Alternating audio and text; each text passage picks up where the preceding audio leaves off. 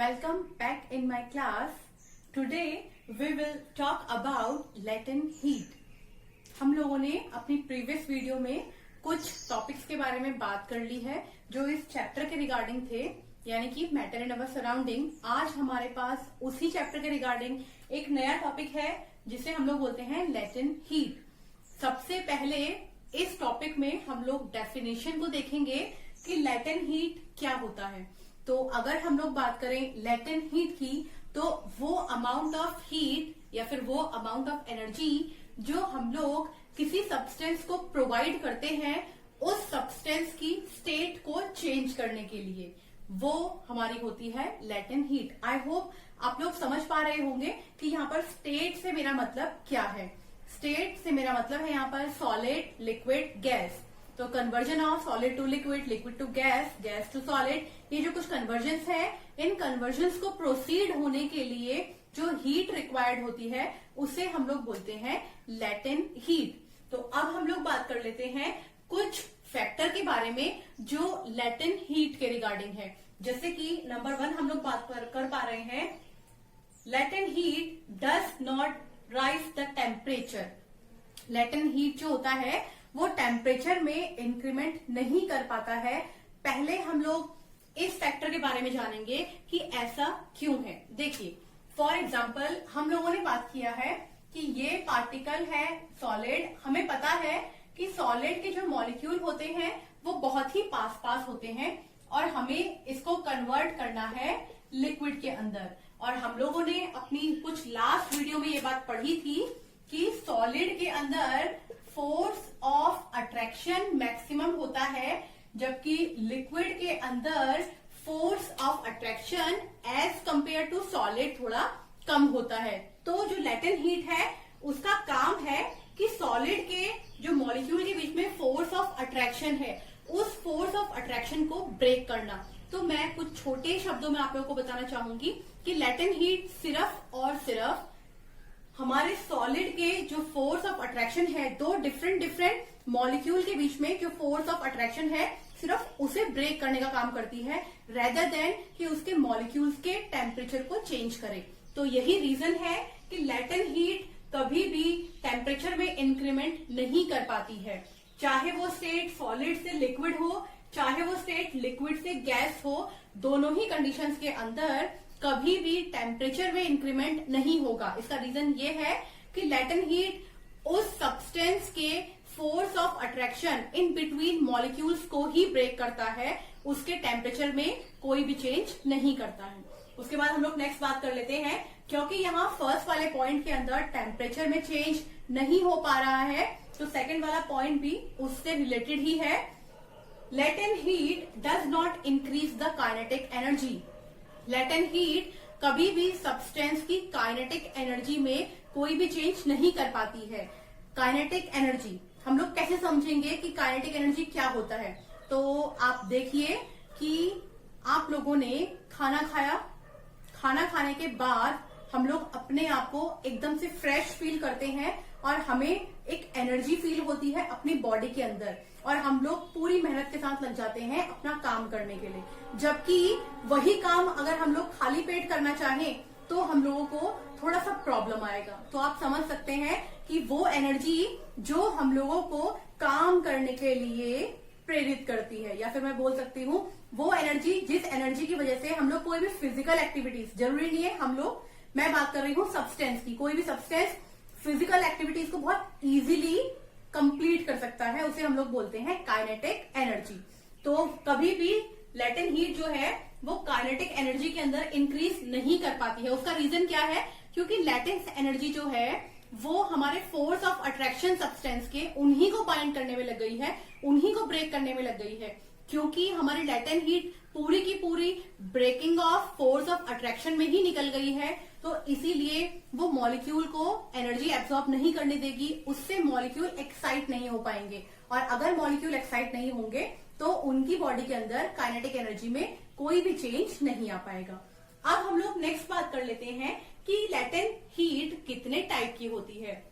अगर हम लोग बात करें लेटेंट हीट की, तो लेटेंट हीट अपने आप में होती है दो टाइप की। Number 1 is latent heat of fusion, पहली होती है हमारे पास लेटेंट हीट ऑफ फ्यूजन और दूसरी होती है हमारे पास लेटेंट हीट ऑफ वेपराइजेशन। अगर हम लोग बात कर लेते हैं number 1 latent heat of fusion की, तो आप लोग देख पाएंगे लेटेंट हीट ऑफ फ्यूजन वो फ्यूजन है जो सॉलिड से लिक्विड में कन्वर्ट होता है। ये किस तरीके से, बिल्कुल वही सेम बात। ये स्ट्रक्चर है अगर हमारा सॉलिड के लिए, तो हम कह सकते हैं कि सॉलिड के अंदर एटम बहुत पास पास होते हैं, यानी कि फोर्स ऑफ अट्रैक्शन मैक्सिमम होता है। तो लेटेंट हीट वहां जाएगी और वो फोर्स ऑफ अट्रैक्शन जो दो एटम के बीच में है उसको ब्रेक कर देगी। तो जैसे ही उन दो एटम के बीच का बॉन्ड ब्रेक होगा, यानी कि फोर्स ऑफ अट्रैक्शन जैसे ही उनके बीच में ब्रेक हो जाएगा, कम हो जाएगा, मॉलिक्यूल थोड़ा दूर दूर चले जाएंगे। तो ये हमारा कुछ एग्जाम्पल है लेटेंट हीट ऑफ फ्यूजन का। अब हम लोग बात कर लेते हैं latent heat of vaporisation. Latent heat of vaporisation के अंदर हम लोग बात करेंगे लिक्विड से गैस स्टेट में जाने की। अगर हम लोग बात करें कि हमारे पास ये कुछ मॉलिक्यूल हैं लिक्विड स्टेट के, जैसे कि आप लोग देख पा रहे हैं ये मॉलिक्यूल कंप्लीटली बाइंड नहीं है, तो इनके अंदर force of attraction as compare to solid थोड़ा सा कम है। और अगर हम लोग बात करें गैस मॉलिक्यूल की, तो मैं कह सकती हूँ कि ये हमारे गैस मॉलिक्यूल है, हमें लिक्विड से गैस मॉलिक्यूल की तरफ जाना है। तो आप यहाँ देखेंगे कि यहाँ पर एटम कितने ज्यादा दूर दूर हैं, तो इसका मतलब है कि गैस के अंदर लेटेंट हीट रिक्वायर्ड थोड़ा कम होगी एज कंपेयर टू लिक्विड। ऐसा क्यों कहा मैंने, क्योंकि लिक्विड के अंदर फोर्स ऑफ अट्रैक्शन गैस के कंपैरिजन में थोड़ा ज्यादा है, तो लिक्विड को थोड़ा ज्यादा लेटेंट हीट लगेगा अपने आप को गैस में कन्वर्ट करने के लिए। लेकिन गैस के अंदर already force of attraction minimum है, क्योंकि यहाँ पर already force of attraction minimum है, तो गैस को कम रिक्वायरमेंट होगी एनर्जी की अपने मॉलिक्यूल्स को ब्रेक डाउन करने के लिए। तो ये था हमारा लेटेंट हीट ऑफ वेपराइजेशन। अब हम लोग कुछ इंटरेस्टिंग फैक्टर के बारे में बात कर लेते हैं, जैसे कि latent heat of fusion of ice. ये आप लोगों को कुछ याद करने वाले पॉइंट है। Latent heat of fusion of ice की वैल्यू होती है 3.34 into 10⁵ जूल पर केजी।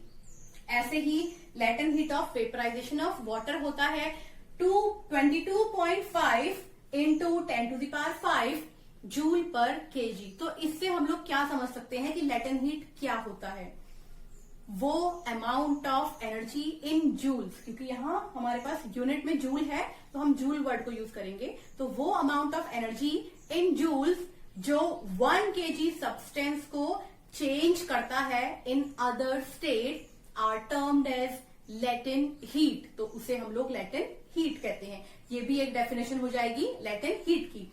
अब अगर हम लोग बात करें यूनिट की, तो वो तो आप लोग देख ही पा रहे हैं, यूनिट ऑफ लेटेंट हीट हो जाएगा जूल पर केजी।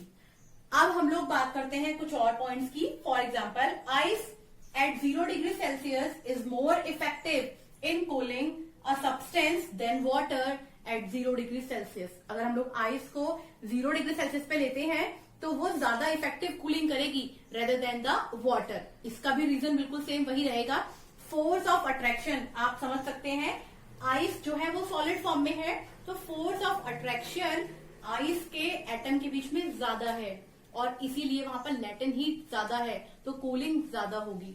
वहीं अगर वाटर की बात करें तो लिक्विड स्टेट में है, तो force of attraction as compare to solid थोड़ा सा कम होगा, यानी कि एज कंपेयर टू आइस थोड़ा सा कम होगा। ऐसे ही कुछ क्वेश्चंस हमारे एग्जाम्स में आते हैं, जैसे कि हम लोगों को अगर बात करें बर्निंग की, तो क्यों ऐसा होता है कि वेपर्स यानी कि भाप से हमारा हाथ जल्दी जल जाता है rather than the boiling water. तो उसका भी रीजन बिल्कुल सेम ही है। अगर हम लोग बात करें बॉइल वाटर की और बात करें वेपर्स, वेपर से मेरा मतलब यहाँ पर भाप से है, हीट से है, स्टीम से है। अगर हम लोग बात करें स्टीम की और बॉइल वाटर की, तो स्टीम के अंदर अमाउंट ऑफ लेटेंट हीट ज्यादा होता है। स्टीम वेपर फॉर्म में यानी कि स्टीम गैस फॉर्म में ज्यादा लेटेंट हीट अपने अंदर कैप्चर करके रखती है rather than the boiling water. इसीलिए बॉइल्ड वाटर के कंपैरिजन में स्टीम से हमारा हाथ जब जलेगा या फिर बॉडी में कोई पार्ट जलेगा तो हमें ज्यादा पेन फील होगा। आई होप आज आप लोगों को जो मैंने समझाया है वो आप लोगों को अच्छे से समझ में आया होगा। अगर अभी भी आप लोगों की कुछ क्वेरीज हैं तो प्लीज आप लोग मुझे नीचे कमेंट सेक्शन में अपनी क्वेरीज लिख सकते हैं, मैं आप लोगों को रिप्लाई करूंगी।